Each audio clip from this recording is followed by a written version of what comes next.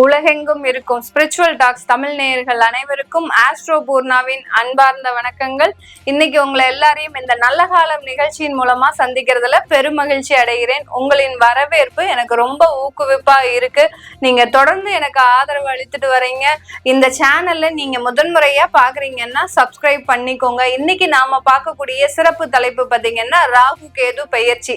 ராகு பகவான் வருகின்ற 18ஆம் தேதி மே மாதம் இரவு 7:36 மணிக்கு மீன ராசியிலிருந்து கும்ப ராசிக்கு பெயர்ச்சி ஆகிறார். கேது பகவான் கன்னி ராசியிலிருந்து சிம்ம ராசிக்கு பெயர்ச்சி ஆகிறார். சர்ப்ப தோஷத்தை கொடுக்கக்கூடிய இந்த ராகு கேது, சர்ப்ப கிரகங்களான நிழல் கிரகங்களான இந்த ராகு கேது ஒருவருடைய ஜாதகத்துல பாவ புண்ணியங்களை அளக்கக்கூடிய ஒரு அளவுகோலா தான் கருதப்படுது. இந்த ராகு கேது பெயர்ச்சியின் மூலமாக ஒவ்வொரு ராசி என்பர்களுக்கும் கிடைக்கக்கூடிய பலன்கள், மாற்றங்கள், எந்த ராசிக்கு போகுதோ அந்த ராசி என்பர்கள் என்னென்ன ஒரு பதவி உயர்வுகள், என்னென்ன மாற்றங்கள் அடைய போறாங்க அப்படின்றதுதான் நம்ம இந்த பதிவுல தெளிவா பார்க்க போறோம். இன்னைக்கு நீங்க இந்த சேனல்ல முதன்முறையா பாக்குறீங்கன்னா சப்ஸ்கிரைப் பண்ணிக்கோங்க. பெல் பட்டன்ல ஆல் ஆப்ஷன் சூஸ் பண்ணிக்கோங்க.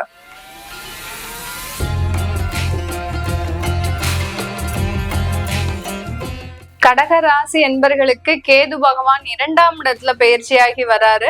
ராகு பகவான் 8ஆம் இடமான அந்த ஆயுள் ஸ்தானத்துல பயிற்சியாகி வராரு. இந்த கடகராசி என்பர்கள் எப்போதுமே பாத்தீங்கன்னா கொஞ்சம் வேகமாக செயல்படுபவர்கள். சும்மா இவங்களெல்லாம் ஸ்லோவா வேலையை செய்யணும் அப்படின்னு சொன்னாலாம் அந்த வேலையே ஆகாது. ரொம்ப ஃபாஸ்டா சுறுசுறுப்பா செய்யக்கூடியவர்கள். அதே சமயத்துல இவர்களினுடைய மனநிலை பாத்தீங்கன்னா ரொம்ப சென்சிட்டிவா இருக்கும். எங்க பாசம் இருக்குதோ அங்க மட்டும்தான் இவர்கள் ரொம்ப அன்போடையும் நேசத்தோடையும் சில வேலைகளை செய்வாங்க. இவங்களை எங்க எதிரியா மதிக்கிறாங்களோ அந்த இடத்துல அவர்களுக்கு அங்க ஒரு மரியாதைன்றதே இருக்காது. அந்த அளவுக்கு கடகராசி என்பர்கள் ஒரு மனநிலை பாத்தீங்கன்னா இவர்களுக்கு ரொம்ப சென்சிட்டிவாக இருக்கும்.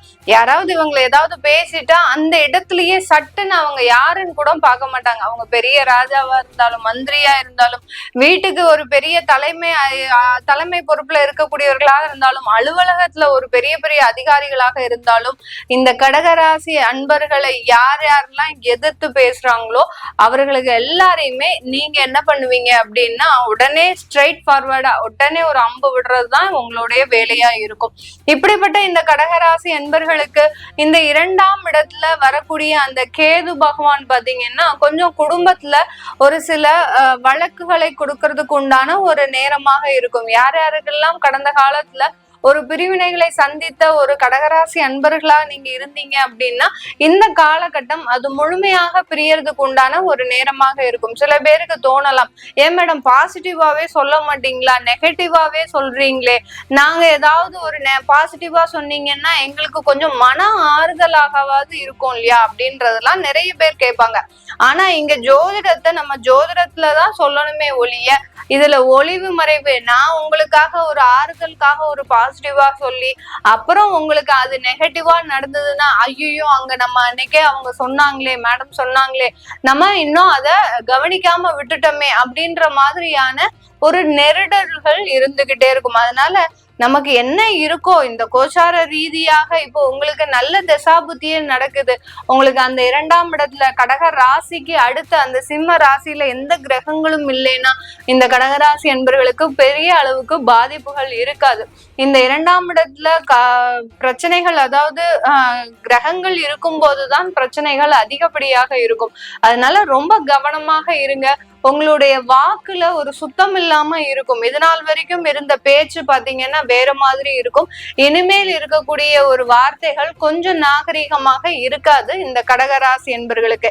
ஏன்னா நீங்க பட்ட துன்பங்கள் அதிகம். அந்த துன்பத்தின் வெளிப்பாடுதான் இப்போ வரக்கூடிய இந்த ராகு கேதுன் பெயர்ச்சியினுடைய நிலைகள். அந்த துன்பத்திலிருந்து நம்ம எப்படியாவது வெளியில வரணும், இவர்கள் கிட்ட மாட்டிக்கிட்டு நம்மளுடைய வாழ்க்கையை இழந்துடக்கூடாது அப்படின்ற ஒரு எண்ணத்துல சில தேவையில்லாத வார்த்தைகளை வெளியிடக்கூடிய ஒரு தருணமாக இருக்கும். ரொம்ப வார்த்தையில கவனமாக இருங்க கடகராசி என்பர்களே.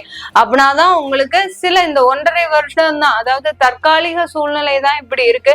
நிரந்தர சூழ்நிலைகள் இந்த கடகராசி என்பர்களுக்கு எப்போதுமே குடும்பத்தை பிரியக்கூடிய ஒரு நிலைமை வராது.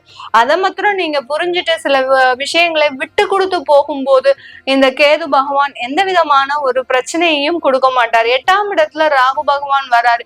இது ஒரு நல்ல ஒரு செல்ஃப் கான்பிடன்ஸ் லெவலை கூட்டக்கூடிய ஒரு நேரமாக இருக்கும். எதையுமே எதிர்த்து போராடக்கூடிய ஒரு தன்மை. நான் சொன்னேன் இல்லையா, குடும்பஸ்தானத்துல அந்த கேது பகவான் வரும்போது அங்க வார்த்தைகள் நிதானம் தவறி வரும். அந்த இடத்துலதான் அந்த ராகு பகவான் இன்னமும் நமக்கு வீரியத்தை கொடுக்கறதுக்கு தயாரா இருக்கிறார். நீ நல்லா எதிர்த்து பேசு, உனக்கு நான் தெம்பா இருக்கிறேன், தைரியமா இருக்கிறேன் அப்படின்ற மாதிரியான ஒரு தன்னம்பிக்கையான ஒரு மனநிலைன்றது இந்த காலகட்டம் இந்த கடகராசி என்பர்களுக்கு வரப்போகுது. இந்த குடும்ப சூழ்நிலை ஒரு பக்கம் இருந்தாலும் இந்த கடகராசி என்பர்கள் நீங்க கவனிக்க வேண்டிய விஷயங்கள் என்னென்ன அப்படின்ற போது, நல்ல பணத்தை ஒரு இடத்துல இன்வெஸ்ட்மெண்ட் பண்ண பழகிக்கோங்க இந்த காலகட்டம். பாத்தீங்கன்னா ஏன்னா உங்க கையில பணமும் தங்காது, அதே சமயத்துல விரயமாகவும் ஆகக்கூடாது. 12ஆம் இடத்துல அந்த குரு பகவான் இருக்கிறதுனால இந்த கடகராசி என்பர்களுக்கு ஒரு சுப விரயமா ஆக்குங்க. நிறைய பேர் கடகராசி என்பர்கள் நீங்க ஒரு வீடு கட்டுறதுல ஒரு இன்வெஸ்ட்மெண்ட் பிளான்ல உங்களுடைய பணத்தை சேமிங்க. சேமிக்கும் போது ஆட்டோமேட்டிக்காக இந்த 1.5 வருஷம் கழிச்சு உங்களுக்கு ஒரு நல்ல ஒரு பாதுகாப்பை இந்த ராகு கேது பெயர்ச்சி உங்களுக்கு அபரிமிதமான ஒரு நன்மைகளை கொடுக்கக்கூடிய ஒரு தருணமாக இருக்கும். இந்த காலகட்டத்துல திருமணம் ஆகாதவர்களுக்கு திருமண முயற்சிகள் செய்யலாம். அதுல எல்லாம் எந்த ஒரு தடைகளும் கிடையாது. சில பேர்லாம் பாத்தீங்கன்னா 24 வயசாகும், 25 வயசாகும், எங்களுக்கு 2ஆம் இடத்துல ஜோதிடம் தெரிஞ்சவங்க கேட்கலாம், எங்களுக்கு 2ஆம் இடத்துல கேது பகவான் வராரு, அப்படி இருக்கும் போது நாங்க இந்த திருமண முயற்சிகள்ல எடுக்கலாமா அப்படின்ற மாதிரியான ஒரு எண்ணங்கள் இருக்கும். தாராளமா எடுக்கலாம். உங்களுடைய 7ஆம் வீட்டு அதிபதியாகப்பட்ட அந்த சனி பகவான் 9ஆம் இடத்திற்கு பெயர்ச்சியாகி இருக்கிறதுனால திருமண தடைகள்ல எந்த விதமான பாதிப்பையும் இந்த ராகு கேது பெயர்ச்சி உங்களுக்கு பாதிப்பை கொடுக்காது. அதனால தாராளமாக இந்த கடகராசி என்பர்கள் திருமண முயற்சிகள்ல ஈடுபட்டு அதற்குண்டான ஒரு வெற்றிகளை சந்திக்கக்கூடிய ஒரு டைமாக இருக்கும். இது நாள் வரைக்கும் இருந்த அந்த வெளிநாட்டு சம்பந்தப்பட்ட முயற்சிகள்ல நிறைய தடைகள் இருந்திருக்கும். சில பேர் வெளிநாட்டுல இருப்பீங்க, வெளிநாட்டுல இருக்கும் போதே உங்களுக்கு இந்தியாவுக்கு போக வேண்டிய ஒரு சூழ்நிலை வந்திருக்கும். உங்க கம்பெனில இருந்து அந்த விசான்றது கேன்சல் ஆகி உங்களுக்கு நீங்க இந்தியாவுக்கு போலாம் அப்படின்ற மாதிரியாகலாம் சொல்றதுக்கு வாய்ப்புகள் இருக்கு இந்த ராகு கேது பயிற்சியில. அதனால இந்தியாவுக்கு திரும்ப வரலாமா, நாங்க இங்க வெளியூர்லயே இருக்கலாமா அப்படின்னு கேட்டீங்கன்னா கண்டிப்பாக இந்தியாவுக்கு வர்றது பெரிய அளவு சாதகமான ஒரு சூழ்நிலையாக இல்லை இந்த கடகராசி என்பர்களுக்கு. உங்களுக்கு வந்துதான் தீரணும் அப்படின்னா உங்க சொந்த ஊர்ல இருந்து கொஞ்சம் தொலைதூரமா இருக்கிற மாதிரியோ வெளி மாநிலத்துல வெளியூர்ல இருக்கிற மாதிரியோ ப்ரிப்பேர் பண்ணிட்டு வாங்க. கண்டிப்பா அது ஒரு நல்ல மாற்றத்தை உங்களுக்கு கொடுக்கக்கூடிய ஒரு நேரமாக தான் இந்த கடகராசி என்பர்களுக்கு இருக்க போகுது. கடகராசி என்பர்கள் இந்த காலகட்டத்துல வேலை மாற்றம் செய்யறது உறுதியா இருக்கு. வேலை மாற்றம் பாத்தீங்கன்னா உங்களுக்கு ஒரு நல்ல இடத்தை தேடி போகிறதுக்கு உண்டான ஒரு காலகட்டம். இந்த ராகு கேது பெயர்ச்சியின் மூலமாக வெளிநாட்டு பயணங்களும் அதிகமாக இருக்கும். அதே சமயத்துல உங்களுக்கு அந்த ஆன்மீக பயணம்ன்றது அதிகமா இருக்கும். எல்லாத்துக்குமே போய் நம்ம தெய்வத்தினுடைய பாதத்துல சரணாகதி அடையணும் சொல்லிட்டு இந்த கடகராசி என்பர்கள் நிறைய பேர் பாத்தீங்கன்னா அதிகப்படியான ஒரு தெய்வ பிரார்த்தனைகளை வச்சிருப்பீங்க.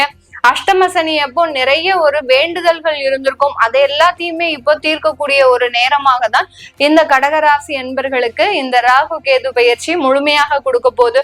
இந்த காலகட்டத்துல 8ஆம் இடத்துல இருக்கக்கூடிய ராகு பகவான் பாத்தீங்கன்னா யார் இடத்துலயாவது போய் நீங்க பிரச்சனைன்னு நிக்கும் போது அந்த பிரச்சனை உங்க மேல தலைமையில விழறதுக்கு உண்டான வாய்ப்புகள் அதிகமா இருக்கு. அதனால எந்த விதமான வம்பு தும்புக்கும் போகாம வழக்குகள் உங்களை தேடி தானாக வருவதற்குண்டான சாத்தியக்கூறுகள் அதிகமாக இருக்கிறதுனால இந்த கடகராசி என்பர்கள் கொஞ்சம் ஜாக்கிரதையாகவே அந்த சாத்தியக்கூறுகள் எந்த இடத்துல இருந்து வருது, உங்களுடைய நிதானம் தவறிய வார்த்தைகள் இருந்து வம்பு வழக்குகள் ஏற்படுவதற்குண்டான நேரங்கள் அதிகமா இருக்கு. அதனால வார்த்தைகளை நிதானமாக பயன்படுத்துங்க. கடகராசி என்பர்கள் உங்களுடைய வாழ்க்கையில வெற்றியை தரக்கூடிய ஒரு நேரமாக தான் இந்த ராகு கேது பெயர்ச்சி இருக்க போகுது. இது எல்லாமே நம்ம கோச்சார நிலவரப்படி பலன்களை சொல்லியிருக்கிறோம். உங்களுடைய திசாபுத்தி சுயஜாதக ஜனன கால பலன்களை பாக்குறதுக்கு நீங்க கீழே இருக்கிற நம்பரை கான்டாக்ட் பண்ணிக்கலாம்.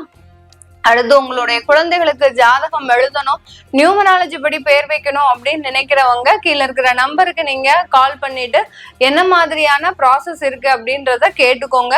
உங்களுக்கு நான் கன்சல்டேஷன் பாத்தீங்கன்னா எல்லாருமே கேட்கக்கூடியது, ஃபோன் பண்ணி கேக்குறாங்க, நாங்க டைரக்டா வரலாமா, டைரக்டா வந்து பாக்குறதுக்கு வரலாமான்னு கேக்குறாங்க. நான் டைரக்ட் அப்பாயின்மெண்ட் கொடுக்கறது இல்ல, ஒன்லி வாட்ஸ்அப் கன்சல்டேஷன் தான், ஃபோன் கன்சல்டேஷன் மட்டும் தான் கொடுக்குறேன். அதனால நேரடியா வர்றதை தவிர்த்துட்டு நீங்க வாட்ஸ்அப்ல தாராளமாக உங்களுடைய கன்சல்டேஷனை எடுத்துக்கலாம். உங்களிடமிருந்து விடைபெறுவது உங்கள் ஆஸ்ட்ரோ பூர்ணா. நன்றி, வணக்கம்.